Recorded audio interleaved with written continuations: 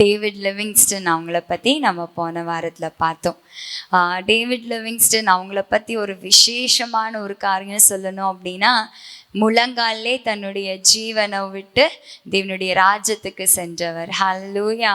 இப்போ David Livingstone ஆஃப்ரிக்காவில் அவர் ஊழியம் செய்கிறாரு. நிறைய ஆத்துமாக்கள் தேவனுடைய அன்பினால் ஈர்க்கப்படுறாங்க. நிறைய ஜனங்கள் இருளிலிருந்து வெளிச்சத்திற்குள்ளே வராங்க. அவங்களுடைய மூட நம்பிக்கையெல்லாம் மாறி நிறைய பேர் இயேசுப்பாவை என்ன செஞ்சுட்டாங்க, சொந்த இரட்சகராக ஏற்றுக்கொண்டாங்க. இப்போ டேவிட் லிவிங்ஸ்டன் அவங்க இறந்த பிறகு அந்த கண்டமே, அந்த ஆஃப்ரிக்கா தேசமே, அந்த கண்டமே ஒரு மிஷனரி இல்லையே, நம்மளை தேவனுக்குள்ள வழி நடத்துறதுக்கு யாருமே இல்லையே அப்படின்னு ஏங்கிட்டு இருந்த நாட்கள். ஸோ அந்த டைமில் தன்னையே ஒரு மிஷனரியாக ஒப்பு கொடுத்த ஒரு மிஷனரியை பற்றி தான் நம்ம இன்னைக்கு பார்க்க போகிறோம். ஹல்லேலூயா. இவங்க ஆஃப்ரிக்கா தேசத்தில் இப்போ டேவிட் லிவிங்ஸ்டன் அவங்க செஞ்ச ஊழியத்தினால கவரப்பட்டு அந்த இடத்துக்கு நானும் ஒரு மிஷனரியாக போகணும் அப்படின்னு ஆசை கொண்ட இந்த மிஷனரிக்கு அந்த இடத்துல போய் ஊழியம் செய்யணும் அப்படின்னா இவங்களுக்கு முன்னாடி நின்னது 2 விஷயம் தடையாக நின்றுச்சு. ஒன்று என்னது அப்படின்னா, இவங்க ஒரு பெண்ணாக இருந்தாங்க. ஹல்லேலூயா. இன்னொன்று என்னது அப்படின்னா, அவங்க கல்யாணம் முடிக்காம ஒரு தனி பெண்ணா நின்று ஊழியம் செஞ்சாங்களாம். ஹல்லேலூயா. அப்போ ஒரு பெண்ணா கல்யாணமே முடிக்காம தனியா ஒரு பெண்ணா நின்று அந்த ஆப்பிரிக்கா கண்டத்துல போய் அந்த காட்டுவாசிகள் தான் சொல்லலாம், அப்படிதானே, காடு நிறைஞ்ச அந்த பகுதியில போய் ஊழியம் செஞ்ச ஒரு மிஷனரி குறித்து நம்ம இன்னைக்கு பார்க்க போறோம். ஹல்லேலூயா. அவங்க பேரு தான் மேரி சிஸ்லர். சொல்லுங்க, மேரி சிஸ்லர். இப்போ மேரி சிஸ்லர் இவங்க ஸ்காட்லாந்து தேசத்துல பிறக்கிறாங்க. டிசம்பர் 2, 1848 ஆண்டு ஸ்காட்லாந்து தேசத்துல இவங்க பிறக்கிறாங்க. இவங்க கூட 2 சகோதரர்களும் 2 சகோதரிகளும் இருக்கிறாங்க.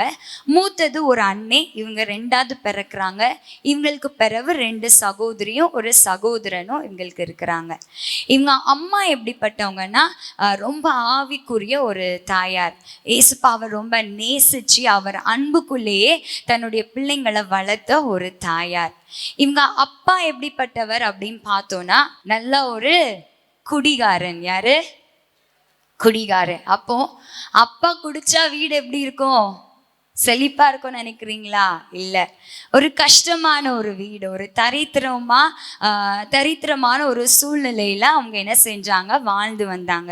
இவங்க அப்பா என்ன செய்வார்னா, ஷூ தைப்பாராம். ஷூ தச்சு அதை விற்பாரு. விற்று வர்ற காசு என்ன செய்வாரு, வீட்டுக்கு தருவாரு. அப்படிதானே? இல்லை. விற்று வர காசை நல்லா குடிச்சிட்டு என்ன செய்வாராம், வீட்டில் தன்னுடைய ஒய்ஃபை போட்டு நல்லா அடிப்பாராம். அது இல்லாமல் மேரி சிஸ்லர் என்ன செய்வாராம், அப்படியே தெருக்கு தள்ளிட்டுருவாராம். அந்த குடி போதையில் வீட்டுக்குள்ளே எடுக்காமல் அப்படி வெளியில் தள்ளிடுவாராம். அந்த மாதிரி ஒரு சமாதானம் இல்லாமல் ஒரு நெருக்கமான ஒரு குடும்ப வாழ்க்கையில் இவங்க சின்ன வயசுலேயே வாழ்ந்து வராங்க. இப்போ அப்பாவுடைய சப்போர்ட் இல்லாததின் காரணமாக அம்மாவும் மகளுமா என்ன பண்ணுறாங்கன்னா, இவங்க ஒரு 11வது வயசு இருக்கும் போச்சுலேயே ஒரு மில்ல வேலைக்கு போகிறாங்க.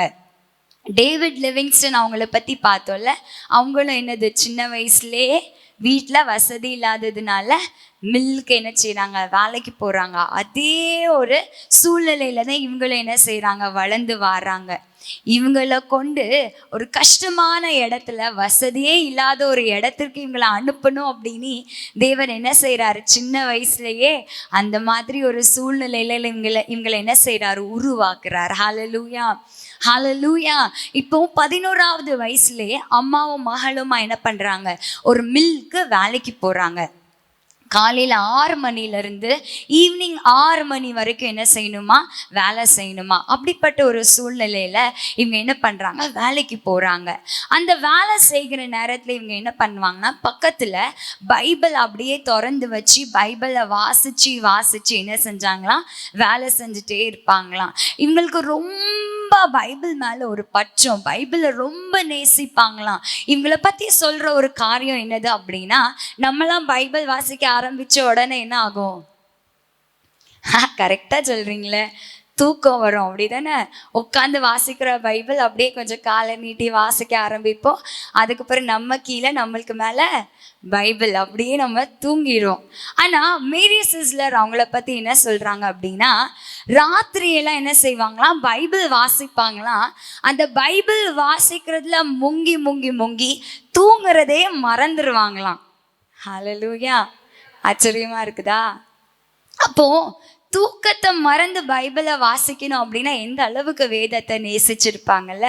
நம்ம இயேசுப்பாட்ட கேட்கணும், எனக்கும் அந்த ஒரு இருதயத்தை தாங்க. நான் பைபிளை பார்த்து வாசித்த உடனே தூங்கி தூங்கி விழுற ஆவி என்னை விட்டு ஓடி போட்டோம்ப்பா. இனி நான் பைபிள் வாசிச்சா எனக்கு தூக்கமே வரக்கூடாது அப்படின்னு நம்ம இனி ஜபிக்க போகிறோம். ஹல்லேலூயா! அப்போ ராத்திரி ஃபுல்லாக என்ன செய்வாங்களாம், இவங்க நிறைய நாள் தூங்காமலே வேதத்தை வாசிப்பாங்களாம். அந்த அளவுக்கு இவங்களுக்கு பைபிள் ரொம்ப பிடிக்கும். இவங்களுக்கு பைபிளில் ரொம்ப பிடிச்ச ஒரு புக் என்னதுன்னா யோவானுடைய சுவிசேஷம் இவங்களுக்கு ரொம்ப பிடிக்குமா. அப்போது அடிக்கடி அந்த யோவான் சுவிசேஷத்தை அதிகமாக வாசிப்பாங்களாம். யோவான் எப்படி ஏசப்பாவை நேசித்தாங்களோ அதே போல் இவங்களை என்ன செய்வாங்களாம், ஏசப்பாவை நேசிப்பாங்களாம். யோவான மாதிரி நானும் ஏசப்பாவை நேசிக்கிறேன்னு சொல்கிறவங்க ஹல்லேலூயா! சத்தத்தை கேட்டால் அப்படி தெரியலையே. ஹல்லேலூயா! ஹல்லேலூயா! ஸோ யோவானை போல இவங்க என்ன செஞ்சுருக்காங்க, இயேசுப்பாவை ரொம்ப அதிகமாக நேசிச்சிருக்காங்க.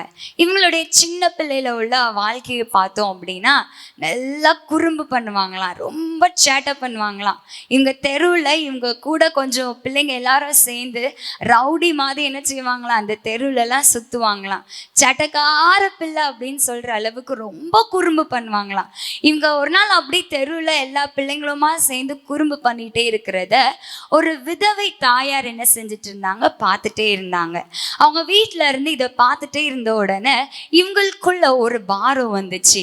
இந்த சின்ன பிள்ளைங்களுடைய ஆத்மாவை குறித்து ஒரு பாரம் இந்த தாயாருக்குள்ள வந்த உடனே இவங்க என்ன செஞ்சாங்களா, இந்த சின்ன பிள்ளைங்களெல்லாம் அவங்களுடைய வீட்டுக்கு அழைச்சி அவங்க ரூமில் உட்கார வச்சு ஏசப்பாவுடைய அன்பை பற்றி சொல்ல ஆரம்பிச்சாங்களாம். இப்படி ஒரு சில நாட்கள் என்ன செஞ்சிச்சு, ஓடிட்டே இருந்துச்சு. ஒரு நாள் இந்த அம்மா என்ன பண்ணுறாங்க, அந்த பிள்ளைங்கள் எல்லாத்தையும் அவங்க இப்போ ஃபாரின்லலாம் நம்ம பார்த்தோம் அப்படின்னா குளிரான நேரத்தில் அந்த குளிர் தாக்காமல் இருக்கிறதுக்கு அவங்களுடைய லிவிங் ரூம் இருக்கும்ல, ஹாலில் ஒரு இடத்துல என்ன செஞ்சுருப்பாங்க, தீ எரிகிற மாதிரி உள்ள ரூம்குள்ளே செட் பண்ணியிருப்பாங்க. கொஞ்சம் வீடு சூடாக இருக்கணும் அப்படின்னு ஒரு இடத்துல தீ மூட்டி விட்டுருப்பாங்க. அப்போது அந்த மாதிரி தீ மூட்டி இருக்கிற இடத்து பக்கத்தில் இந்த பிள்ளைங்களை எல்லாத்தையும் உட்கார வச்சாங்களாம். உட்கார வச்சுட்டு இந்த குறும்புக்கார பிள்ளைங்கிட்ட சொன்னாங்களாம், நீ மனம் திரும்பலைன்னா என்ன நடக்கும் தெரியுமா அப்படின்னு கேட்டாங்களாம். என்ன கேட்டாங்க?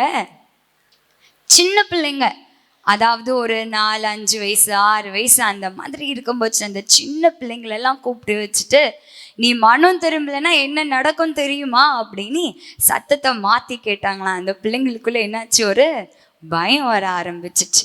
பயம் வர ஆரம்பித்த உடனே அவங்க முன்னாடி இருந்த அந்த தீயை காமிச்சாங்களாம். தீயை காமிச்சிட்டு, நீ மனம் திரும்பாம இந்த உலகத்துக்காக நீ வாழ்ந்துட்டே இருந்தாங்கன்னா இந்த பத்தியா தீ இந்த மாதிரி தான் ஒரு நித்தியமான ஒரு தீ ஆயத்தமாக இருக்குது, அங்கே போட்டு உன்னை என்ன செஞ்சிருவாங்க, சுற்றுவாங்க அப்படின்ட்டு என்ன செய்கிறாங்க, இந்த தாயார் என்ன செய்கிறாங்க, அந்த பிள்ளைங்களெல்லாம் கூப்பிட்டு நம்ம ரட்சிக்கப்படுறது எவ்வளோ அவசியமாக இருக்குது, நம்ம தேவனுக்காக வாழ்கிறது எவ்வளோ அவசியமாக இருக்குது, நம்முடைய பாவ வாழ்க்கையே நம்ம பின்பற்றிட்டே இருந்தோன்னா அதுக்கு முடிவு என்னது அப்படின்னு அந்த சின்ன வயசில் என்ன செய்கிறாங்க, இந்த தாயார் அந்த பிள்ளைங்களுடைய இருதயத்தில் விதைக்கிறாங்க. அந்த நாள் இவங்க மேரி சிஸ்லருடைய இருதயம் என்ன செய்து தொடப்படுது. ஹல்லேலூயா! பக்கத்தில் பார்த்து சொல்லுங்க, 5 வயசு 6 வயசு 7 வயசு நினைக்காதீங்க, நினைக்காதீங்க. அந்த 7 வயசு தான் ஆப்பிரிக்காவையே மாற்றும். அந்த 7 வயசு தான் உலகத்தையே மாற்றும். ஹல்லேலூயா! ஹல்லேலூயா! இப்போ இவங்க என்ன செய்றாங்க, அந்த சின்ன பிள்ளையோட இருதயத்துல அந்த நரகத்தை குறிச்சான காரியம், மனுஷன் இந்த உலகத்துல பாவத்தோடு மறிச்சிட்டானா அவன் அந்த நித்திய நரகத்துக்குள்ள தள்ளப்படுவான். அந்த ஒரு விஷயத்தை என்ன செய்றாங்க, அந்த சின்ன பிள்ளைங்கிட்ட சொல்ல சொல்ல மேரி சிஸ்லர் அந்த இடத்திலேயே தேவனிடத்துல தன்னுடைய வாழ்க்கையை ஒப்பு கொடுத்தாங்களாம். ஹalleluya.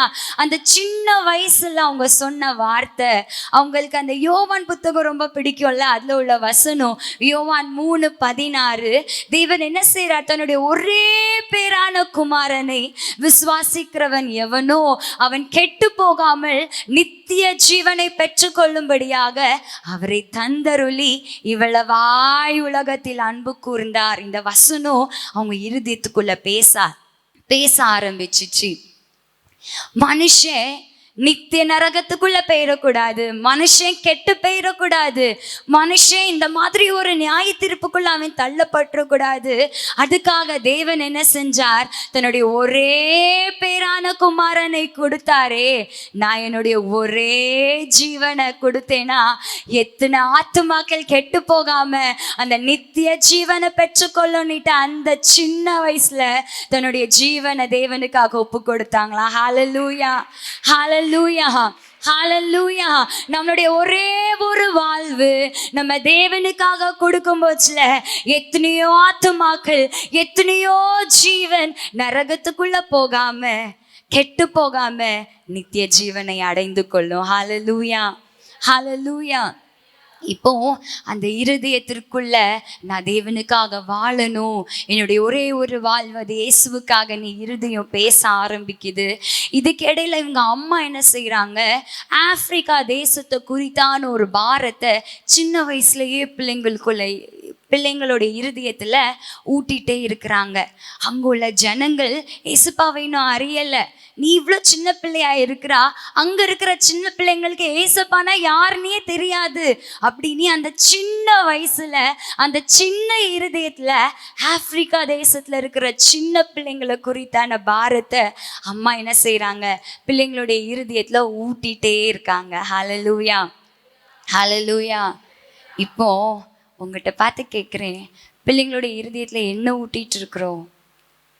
நல்லா வேலை பாரு, சீக்கிரமாக நல்ல ஒரு வீடை கெட்டு, காரை வாங்கு, கை நிறைய சம்பாத்தியம் பண்ணு, இதுதான் முக்கியம் நீ ஊட்டிகிட்டு இருக்கோமா?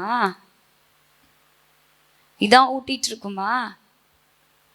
ஏண்டா நீ வாங்குற காசு எதுக்கும் பத்தாது, இன்னும் சம்பாத்தியம் பண்ணி இன்னும் வேலை பாரு, அதுதான் முக்கியம் நீ சின்ன பிள்ளையிலே இருதயத்துல ஊட்டிட்டு இருக்கோமா?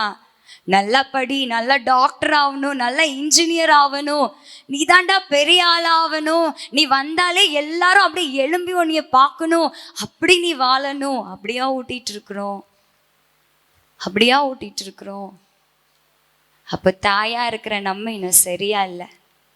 சின்ன இருதயத்திலேயே உன்னை போலின்னு எத்தனை பிள்ளைங்க ஏசுனிட்டு அந்த பேரை கூட இன்னும் அறியாமல் இருக்கிறாங்க. அந்த பிள்ளைங்களுக்காக நீ ஜெபம் பண்ணு, அந்த பிள்ளைங்க ஏசுபாவை பற்றி அறிஞ்சிக்கிடணும் நீ ஒரு தாகத்தை அந்த அம்மா என்ன செய்கிறாங்க, சின்ன வயசுலேயே அந்த பிள்ளைங்களுடைய இருதயத்தில் ஊட்டிகிட்டு இருக்கிறாங்க. ஹalleluya, ஹalleluya. கலாபார் அப்படின்னு சொல்கிற ஆஃப்ரிக்காவில் உள்ள ஒரு இடம் இருக்குது. அந்த இடத்துல ஊழியம் நடந்துகிட்டே இருக்குது. ஸோ அங்கேருந்து மாதந்தோறும் என்ன செய்வாங்கன்னா, அங்கே உள்ள ஊழியம் எப்படி, அங்கே உள்ள ஆட்கள் எப்படி அப்படின்னு என்ன செய்வாங்க, அந்த பத்திரிக்கையில் எழுதி அனுப்புவாங்க. அது இவங்க அம்மா என்ன செய்வாங்க, வாசிச்சுட்டே அந்த சின்ன வயசுலேருந்தே அந்த ஆஃப்ரிக்கா, அந்த கலாபார், அந்த இடத்துல உள்ள ஜனங்கள் அங்கே எப்படியெல்லாம் இருக்குது, சூழ்நிலை எப்படி இருக்குது, அதெல்லாம் சின்ன வயசுலேயே பிள்ளைங்களுடைய இருதயத்தில் ஊட்டி ஊட்டி ஊட்டி ஊட்டி என்ன செஞ்சுட்டு இருந்தாங்க, வளர்த்துட்டே இருந்தாங்க. இப்போ கொஞ்ச நாள் ஆகுது, நிமோனியா காய்ச்சல்னால அப்பா என்ன செய்கிறாங்க, இறந்து போகிறாங்க. மேரி சிஸ்லருடைய 2 சகோதரர்கள் என்ன செய்கிறாங்க, மரித்து போகிறாங்க. இப்போ வீட்டில் இருக்கிறது அம்மாவும் 3 பொட்ட பிள்ளைங்க மட்டும்தான் என்ன செய்கிறாங்க, அந்த வீட்டில் இருக்கிறாங்க. மேரி சிஸ்லர் அவங்களுடைய 2 சகோதரிகளும் அம்மாவுமா மட்டும்தான் அந்த வீட்டில் இருக்கிறாங்க. இப்போ அம்மா என்ன நினச்சிட்டு இருந்தாங்கன்னா, என்னுடைய மூத்த பையன் ராபர்ட் என்ன செய்வான், ஆப்பிரிக்கா தேசத்திற்கு ஒரு மிஷினரியாக போவான் அப்படின்னு அம்மா இருதயம் ஃபுல்லாக எப்படி இருக்குது, ராபர்ட் தான் மிஷினரியாக போவான் அப்படின்னு அந்த இருதயத்தோட அம்மா இருக்கிறாங்க. இப்போ ராபர்ட் இறந்த உடனேயே மேரி சிஸ்லர் என்ன தெரியுமா சொல்கிறாங்க, அன்னை இருக்கானோ இல்லையோ, நான் இருக்கேன், நான் என்ன செய்வேன், ஆப்பிரிக்கா தேசத்திற்கு ஒரு மிஷினரியா போவேன் அப்படின்னு அந்த சின்ன வயசுலயே அம்மாவை பார்த்து சொன்னாங்களாம். ஹல்லேலூயா, ஹல்லேலூயா. இப்போ நான் பெருசாகட்டும், நான் மிஷினரியா மாறி நான் தேவனுடைய ஊழியத்தை செய்யட்டும் அப்படின்னு அவங்க தாமதமா இல்லை, சின்ன வயசுலேயே 17 வயசு 18 வயசுலேயே இவங்க என்ன பண்ணுறாங்க அப்படின்னா, சின்ன பிள்ளைங்க மத்தியில் ஊழியம் செய்ய ஆரம்பிக்காங்க, சண்டே ஸ்கூல் நடத்த ஆரம்பிக்காங்க. அவங்க சர்ச்சின் மூலமாக நடக்கிற சின்ன பிள்ளைங்க ஊழியத்தில் ஒரு டீச்சராக என்ன செய்கிறாங்க, தன்னையே ஈடுபடுத்தி கொள்கிறாங்க. டீச்சர்னா சாதாரண டீச்சர் இல்லை, ஏதோ பிள்ளைங்க வராங்க அவங்களுக்கு கதையை சொன்னோம் ஜெபம் பண்ணோம் அனுப்பணும்னு இல்லை, தெருவாக நடப்பாங்களாம், எங்கெங்கெல்லாம் பிள்ளைங்க இருக்காங்கன்னு பார்ப்பாங்களாம், அந்த பிள்ளைங்களெல்லாம் கூட்டிகிட்டு வருவாங்களாம். வா, நான் இன்னைக்கு நீ ஒரு இடத்துக்கு கூட்டிகிட்டு போகிறேன், என் கூட வா அப்படின்னு சொல்லி அந்த சின்ன பிள்ளைங்களெல்லாம் என்ன செய்வாங்களாம், இங்கே கூட்டிகிட்டு அந்த சண்டே ஸ்கூலுக்கு கடந்து போவாங்களாம். இப்போ ஒரு நாள் என்ன ஆகுது அப்படின்னா, இவங்க ஒரு சின்ன பையனை என்ன செய்கிறாங்க, சண்டே ஸ்கூலுக்கு கூட்டிகிட்டு வந்துட்டு இருக்காங்க. இதை பார்த்த கொஞ்சம் ரவுடி பசங்க, சின்ன பசங்க கொஞ்சம் ரவுடித்தனமாக இருக்காங்க. இந்த பசங்க என்ன செய்கிறாங்க அப்படின்னா, மேரி சிஸ்லர்கிட்ட சண்டை போடுறாங்க. நீங்கள் எப்படி எல்லாத்தையும் சண்டே ஸ்கூலுக்கு கூட்டிகிட்டு போகலாம், நீங்கள் எப்படி உங்கள் இஷ்டத்துக்கு பிள்ளைங்களெல்லாம் சண்டே ஸ்கூலுக்கு கூட்டிகிட்டு போகலாம், நீங்கள் இந்த பையனை சண்டே ஸ்கூலுக்கு கூட்டிகிட்டு போகக்கூடாது, இதுக்கு நாங்கள் அனுமதிக்க மாட்டோம் அப்படின்னு அந்த இடத்துல இருந்து சண்டை போடுறாங்க மேரி சிஸ்லர்கிட்ட. இப்போது மேரி சிஸ்லர் என்ன பண்ணுறாங்க, உறுதியாக அந்த இடத்துல நின்று, இல்லை அவன் வாரேன்னு சொல்கிறான், அதனால நான் அவனை என்ன செய்வேன், சண்டே ஸ்கூலுக்கு கூட்டிகிட்டு போவேன் அப்படின்னு சொல்லிட்டு அந்த பையன் என்ன பண்ணுறான், ஓடி மேரி சிஸ்லருக்கு பின்னாடி ஒளிஞ்சுக்கிடுறான். இப்போ மேரி சிஸ்லர் இப்படியே நின்றுட்டே இருக்கிறாங்க. இப்போ அந்த ரவுடித்தனம் பண்ண அந்த பசங்க இருக்காங்கல்ல, அவங்களுடைய தலைவன் என்ன செய்கிறான் அப்படின்னா, ஒரு கயிற்றுல கல், நம்ம தாவீதை பார்த்தோன்னா கூழாங்கல்ல சுருட்டி அடித்தார் அப்படின்னு சொல்கிறோம்ல, அந்த மாதிரி ஒரு கயிறு, அந்த கயிறுடைய எண்டில் ஒரு கல் கெட்டியிருக்கு. ஸோ அந்த கயிறை என்ன செய்யறான், இவன் அப்படியே சுருட்டுறான். மேரி சிஸ்லருக்கு முன்னாடி சுருட்டி இப்போ மிரட்டிட்டு இருக்கான். அந்த பையனை என்ன செய்யக்கூடாது, சண்டே ஸ்கூலுக்கு கூட்டிகிட்டு போகக்கூடாது அப்படின்னு மிரட்டி சுருட்டி என்ன பண்ணுறான், அப்படியே மேரி சிஸ்லருக்கு கிட்ட வந்துட்டே இருக்கான். மேரி சிஸ்லர் காலு பின்ன வந்துச்சுன்னு நினைக்கிறீங்களா? நம்மனா என்ன செய்வோம், பற்றக்கூடாது, கொஞ்சம் பின்னாடி போவோம், ஆயம் வர நம்ம கொஞ்சம் பின்னாடி போவேன். அவங்க காலும் அசையில, கையும் அசையில, கண்ணும் அசையில, அப்படியே கல்லு தூணா நின்னாங்களாம். இவனும் விட்ட பாடுல சுருட்டி என்ன செய்யறான், இவன் முன்னாடி வந்துட்டே இருக்கான். கிட்ட அவன் சுருட்டுனது என்ன செய்யுது, இவங்க நெத்தியில பட்டு நெத்தியில காயம் வருது. ஆனாலும் இவங்க என்ன செய்யல, அசையவே இல்லை. அசையாம இருந்ததை பார்த்த உடனே சுருட்டிட்டு இருந்த அவன் கையில உள்ள கயிறும் கல்லும் என்ன செஞ்சிச்சு, தரையில விழுந்துச்சு. தரையில விழுந்த உடனே இவனுடைய ரவுடி பசங்களை பார்த்து சொன்னா, இடா வாங்க கிளம்புங்க எல்லாரும் அப்படின்னு சொன்னானா. எங்க பாஸ் கிளம்பணும் அப்படின்னு கேட்ட உடனே, என்ன தெரியாதா, சண்டே ஸ்கூல் நடக்கல, வாங்க சண்டே ஸ்கூல் போவோம் அப்படின்னு சொன்னாங்களாம். அந்த ரவுடி பசங்க எல்லாரும் என்ன செஞ்சாங்க, மேரி சிஸ்லரோடு சேர்ந்து என்ன பண்ணாங்களாம், அன்னைக்கு சண்டே ஸ்கூலுக்கு போனாங்களாம். அன்னைக்கே ஏசப்பாவை சொந்த ரட்சகராக ஏற்றுக்கொண்டாங்களாம். அது இல்லாமல் நிறைய பிள்ளைங்களை சண்டே ஸ்கூலுக்கு கூட்டிகிட்டு வர்ற அளவுக்கு ஊழியத்தை செய்கிற ஊழியக்காரங்களாம் மாறினாங்களாம். ஹல்லேலூயா, ஹல்லேலூயா, ஹல்லேலூயா. ஒரு நாள் என்ன நடந்துச்சா, நிறைய பிள்ளைங்க என்ன செய்கிறாங்க, சண்டே ஸ்கூலுக்கு வந்துட்டே இருக்காங்க. அந்த சண்டே ஸ்கூலுக்கு வந்துட்டே இருக்கிற இடத்துல அந்த வாசலில் ஒரு பையன் என்ன பண்ணுறான்னா, கையில் ஒரு வாரை வச்சுட்டு மிரட்டுறான், யாரும் சண்டே ஸ்கூலுக்கு என்ன செய்யக்கூடாது, போகக்கூடாது அப்படின்னு இவன் மிரட்டுறான். எப்பமோ வர்ற பிள்ளைங்க என்ன செஞ்சுட்டாங்க, வந்துட்டாங்க. புதுசாக வர்ற பிள்ளைங்களுக்கு பயமாக இருக்குமா இருக்காதா, அந்த பிள்ளைங்க அப்படியே அஞ்சிட்டு நின்றுட்டே இருக்காங்க. இவன் கையில் அந்த வாரை வச்சுட்டு யாரும் உள்ளே வரக்கூடாது, யாரும் உள்ளே போகக்கூடாது அப்படின்னு மிரட்டிட்டு நின்றுட்டே இருக்கான். இது யாரை பார்த்தா, மேரி சிஸ்லர் பார்த்துட்டு கிட்ட வந்தாங்களாம். கிட்ட கேட்டாங்களாம், நான் உன் இடத்துல இருந்தால் நீ என்ன பண்ணுவ அப்படின்னு கேட்டாங்களாம். அவன் என்ன சொன்னான்னா, நான் உங்கள் இடத்துல இருந்தேன்னா கையில் இருக்க இந்த வாரினால என்ன செய்வேன், முதல்ல அவனை அடிப்பேன் அப்படின்னு சொன்னாங்களா. அதாவது இப்போ அந்த பையன் ஒரு மேரி சிஸ்லராக இருந்து, மேரி சிஸ்லர் அந்த பையனாக இருந்தா, இவன் வந்து ஒரு மேரி சிஸ்லராக இருந்து கையில் இருக்கிற வாளை வாங்கி என்ன செஞ்சிருப்பேன், உங்களை அடிச்சிருப்பேன் அப்படின்னு சொன்னானா. அதுதானே நீ செஞ்சிருப்ப. சரி, நான் உன் இடத்த எடுக்கேன், நீ என் இடத்த எடுத்துக்க. நீ உள்ள வர்றதுக்கு சம்மதம் அப்படின்னா அதே அடியை நான் வாங்குறதுக்கு ரெடி அப்படின்னு சொல்லி தன்னுடைய முதுவை திருப்பி காமிச்சாங்களாம். நீ ஆரம்பிக்கலாம், எவ்வளோ அடிக்குன்னாலும் அடிச்சுக்க அப்படின்னு சொன்னாங்களாம். நான் உள்ள வரணும், எனக்காண்டி நீங்க அடி வாங்குறதுக்கும் ரெடியா இருக்கீங்களா அப்படின்னு கேட்டானா. ஆமா, நீ எவ்வளோ வேணாலும் அடிச்சுக்க, நான் பொறுமையா காத்திருக்கேன் அப்படின்னு தன்னுடைய முதுவை காமிச்சு நின்னாங்களாம். கையில் இருந்த வாழை கீழே போட்டுட்டு அவன் என்ன செஞ்சானா, அந்த மீட்டிங் அட்டன் பண்ணி ஏசப்பாவை ஏற்றுக்கொண்டானா. ஹல்லேலூயா, ஹல்லேலூயா. அந்த பையனை பற்றி என்ன சொல்கிறாங்கன்னா, அவன் பெரியாளாகி நல்ல பணக்காரனாக வந்தானா. அவனுக்கு கல்யாணம் முடிஞ்ச அந்த ஃபோட்டோ மேரி சிஸ்லர் அவங்க ஆஃப்ரிக்காவில் ஊழியம் செஞ்ச அந்த குடிசையில் செவுரில் அந்த ஃபோட்டோ இருந்துச்சு. அந்த பையனும் அந்த பையனுடைய குடும்பத்துடைய ஃபோட்டோவும். அந்த நாள் மனம் திரும்பின பையன் மேரி சிஸ்லர் அவங்களுடைய கடைசி மூச்சு வரைக்கும் இவங்களை சப்போர்ட் பண்ற ஒரு பையனா மாறிட்டானா. ஹல்லேலூயா, ஹல்லேலூயா. பக்கத்துல இப்போ கையை கொடுத்து சொல்லுங்க, சிறுவர் ஊழியம்லாம் சிறு ஊழியம் இல்லை, அது பெரிய ஊழியம், அது பெரிய ஊழியம், அது பெரிய ஊழியம். ஹல்லேலூயா. நாளைக்கு அவங்க என்ன மாதிரி நம்மளை சப்போர்ட் பண்ண போகிறாங்க, என்ன மாதிரி ஊழியக்காரங்களாக மாறி உலகத்தை கலக்க போகிறாங்க நம்மளுக்கு தெரியாது. ஆனால் அந்த ஊழியத்தை நம்ம உண்மையாக செய்யணும். ஹல்லேலூயா, ஹல்லேலூயா.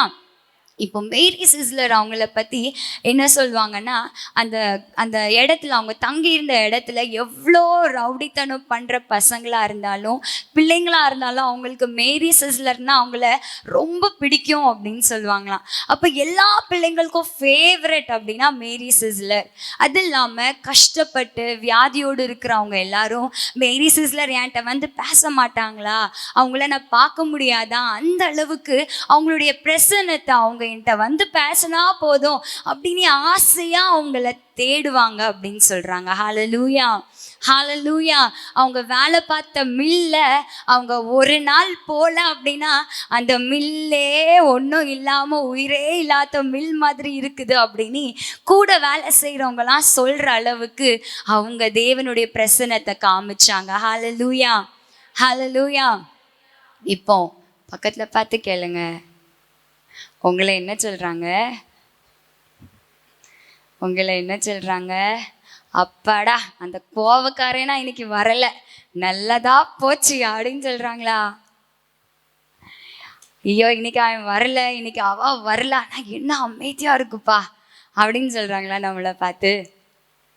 சே இன்னைக்கு இவங்க வரல, நல்லா இல்லை அப்படின்னு சொல்கிறாங்களா?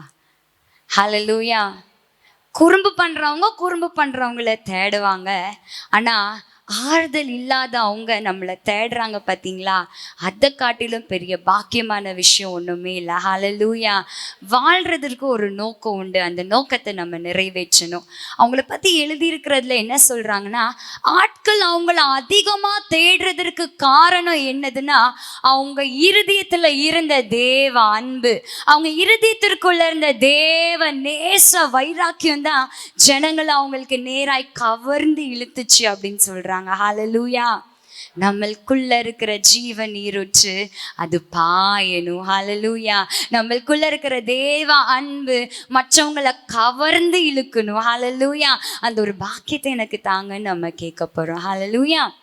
இப்போ மேரி சிஸ்லர் தன்னுடைய 28வது வயசுல என்ன பண்றாங்க, ஆப்பிரிக்காவுக்கு கிளம்புறதுக்கு ரெடி ஆகுறாங்க.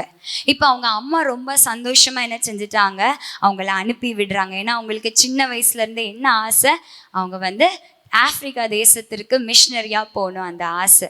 அப்போ 1876 இவங்க என்ன செய்யறாங்க, ஒரு கப்பல்ல என்ன செய்யறாங்க, ஆப்பிரிக்கா தேசத்திற்கு கிளம்புறாங்க. இவங்க போன அந்த கப்பல்ல என்ன செய்யறாங்க அப்படின்னா, நிறைய மூடையா பாக்ஸா என்ன பண்றாங்கன்னா, இந்த மதுபான பாட்டில்ஸா என்ன செய்யறாங்க, அடுக்குறாங்க. ஸோ அந்த அவ்வளோ பெரிய ஷிப்ல நிறைய பாட்டில் அவ்வளோ நிறைய என்னது மதுபானங்கள் ஏற்றப்படுது. மேரி சிஸ்லர் அதில் பிரயாணப்படும் போச்சுல பாரத்தோடு நினைச்சாங்களாம், இந்த கப்பல்ல எவ்வளோ மதுபான பாட்டில் யார் இருக்கு, எவ்வளோ மதுபான பாக்ஸ் யார் இருக்கானா, ஒரே ஒரு மிஷினரி மட்டும்தானே இந்த கப்பல்ல இருக்கிறாங்க அப்படின்னு நினைச்சாங்களாம். ஹல்லேலூயா. பாவம் பெருகி போய் கொண்டிருக்குது, தேசம் அழிஞ்சு கொண்டிருக்குது, கூட்டமாய் பாவம் பண்ற ஆட்கள் கூடிட்டு இருக்கிறாங்க. ஆனா தேவனுக்காக எழும்புறவங்க எத்தனை பேர் இருக்கிறாங்க. ஹல்லேலூயா. அந்த பாரத்தினால அவங்க அழுத்தப்பட்டாங்களாம். இப்போ அவங்க ஆப்பிரிக்கா தேசத்துல போய் சேர்ந்துட்டாங்க. அங்க போய் தேவனுடைய ஊழியத்தை என்ன செய்யறாங்க, செய்ய ஆரம்பிக்காங்க. ஆல்ரெடி கலாபார் அந்த இடத்துல ஊழியம் நடந்துட்டு இருக்குன்னு சொன்னோம் அப்படி தானே. ஸோ அந்த இடத்துல ஊழியம் செய்கிற ஆண்டர்சன் அப்படின்னு சொல்கிற ஒரு மிஷினரியும் அவங்க ஒய்ஃபை என்ன பண்ணுறாங்க, அந்த இடத்துல ஊழியம் செஞ்சுட்டு இருக்காங்க. அவங்க கூட சேர்ந்து இவங்களும் என்ன பண்ணுறாங்க, அந்த இடத்துல ஊழியம் செஞ்சுட்டு இருக்கிறாங்க.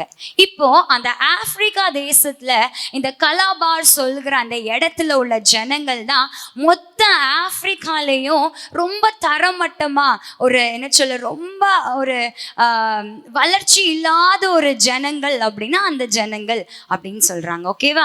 இப்போ என்னதுன்னா அவங்க என்ன சொல்றாங்கன்னா, நிறைய மிஷினரி புக் எல்லாம் வாசிச்சிருக்கேன், ஆப்பிரிக்கா ஜனங்கள் இப்படி இருப்பாங்க, அலங்கோலமா இருப்பாங்க, அவங்களுக்கு நாகரிகமே இருக்காது அப்படின்னு மிஷினரிஸ் எல்லாம் சொல்றதை கேட்டிருக்கேன்.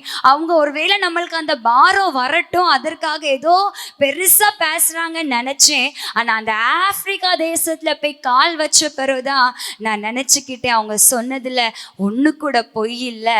அந்த ஜனங்கள் பார்க்கறதற்கு ஒருவேளை அலங்கோலமா இருந்தாலும் அந்த அலங்கோலமான ஜனங்களை தேவன் எவ்வளோ நேசிக்கிறார்னு நான் புரிஞ்சுக்கிட்டேன்னு சொன்னாங்களாம். ஹல்லேலூயா. இப்போ அங்கே உள்ள ஜனங்களை பற்றி நம்ம பார்த்தோம் அப்படின்னா, அங்கே எல்லா இடமும் சூனியம் என்ன செய்வாங்க, ரொம்ப ஒரு கைவந்த களமாக சூனியம் பெருகி இருந்துச்சான். அது இல்லாமல் மூட நம்பிக்கையினால பெருகி இருந்த ஜனங்கள். நம்மளுக்குள்ள மூட நம்பிக்கை இருக்குதா? பக்கத்தில் கையை கொடுத்து இப்போ கேட்டுருவோம். அவங்களாம் காட்டுவாசி, மூட நம்பிக்கை இருந்து, நீங்கள் காட்டுவாசியா நாட்டுவாசியான்னு கேட்டுக்கிடுங்க. ஆமாம், நாள் பார்க்குறீங்களா? காட்டுவாசி தான்.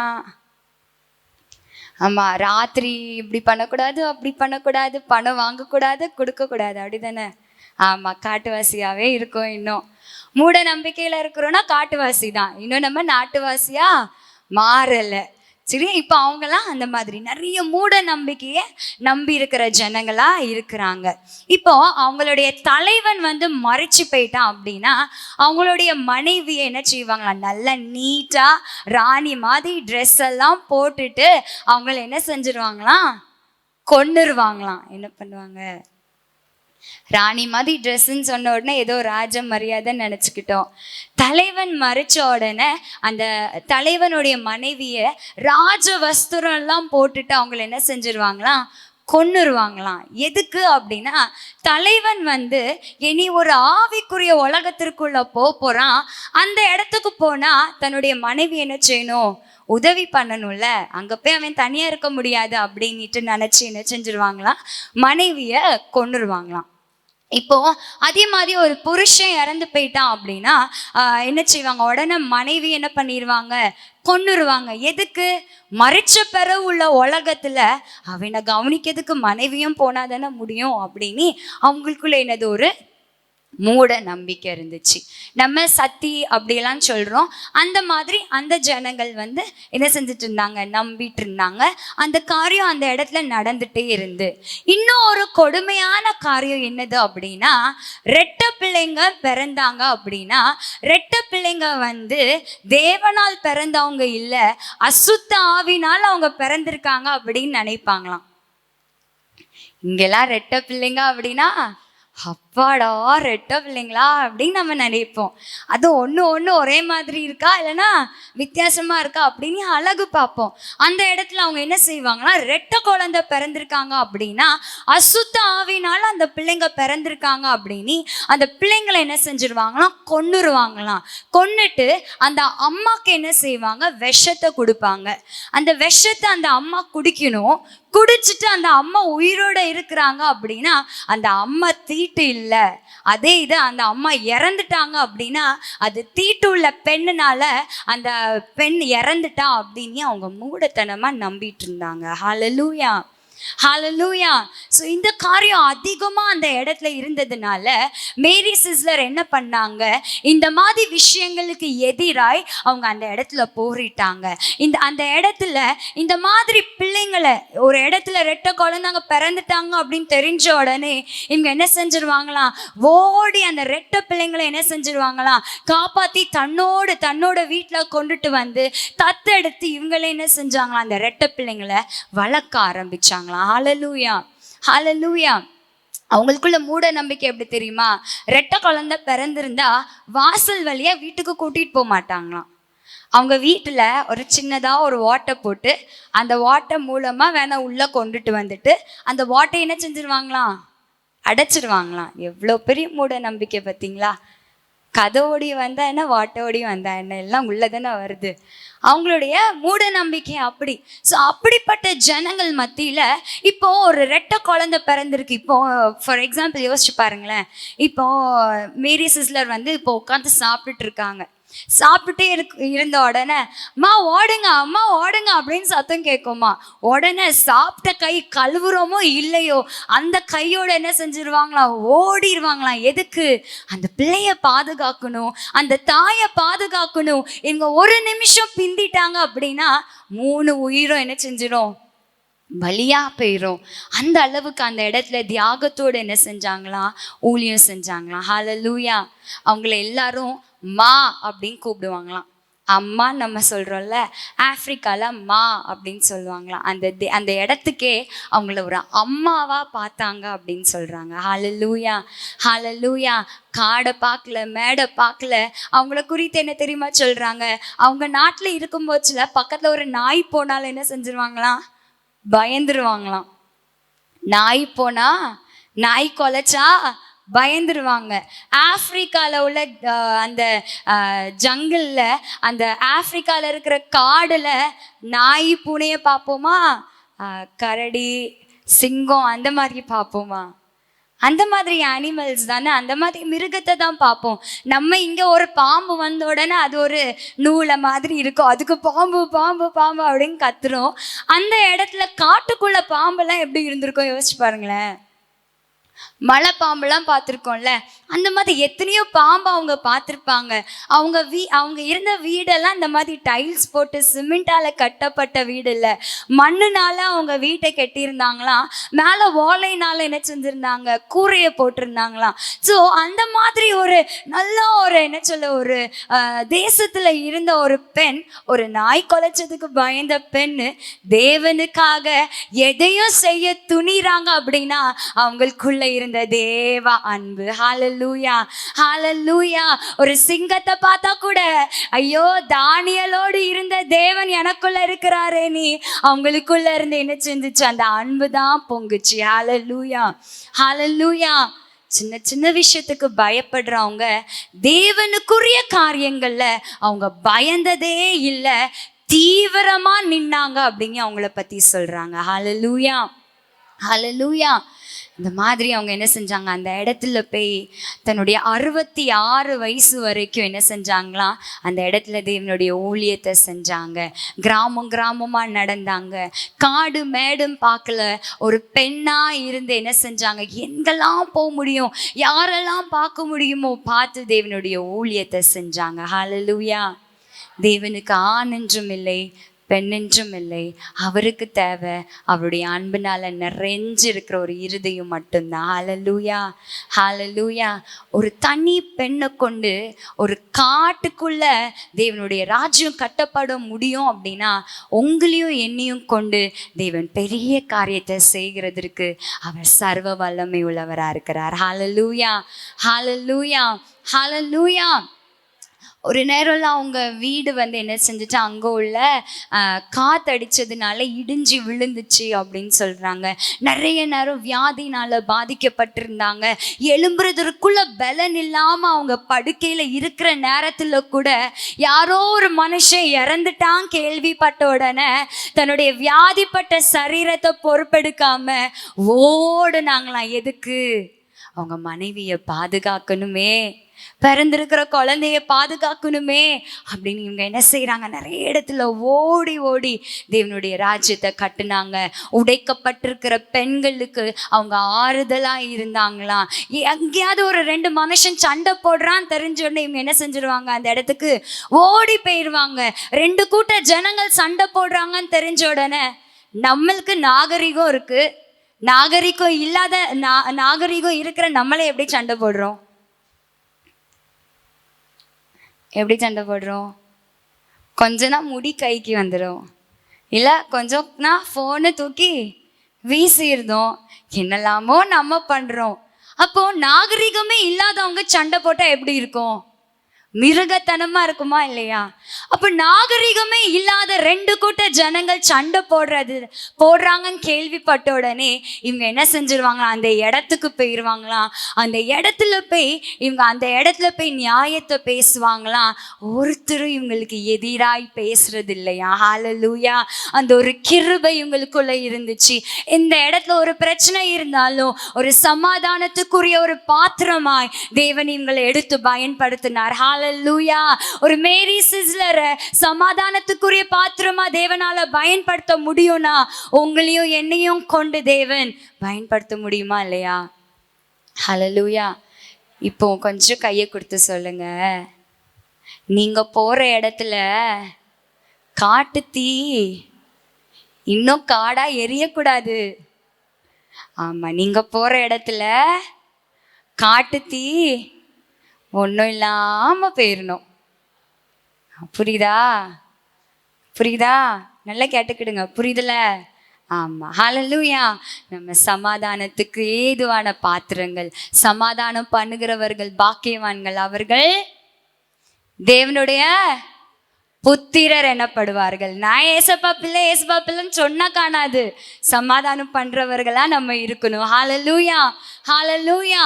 தன்னுடைய பலவீனமான சரீரத்தில் அநேக நேரம் நம்ம டேவிட் லிவிங்ஸ்டன் அவங்கள பார்த்தோம்ல, கொள்ளை நோயினால அதிகமாக பாதிக்கப்பட்டாங்க. காய்ச்சல்னால, அவங்க விஷ காய்ச்சல்னால அதிகமாக பாதிக்கப்பட்டதை போல இவங்களும் நிறைய நேரம் மலேரியா காய்ச்சல்னால பாதிக்கப்பட்டாங்களாம்.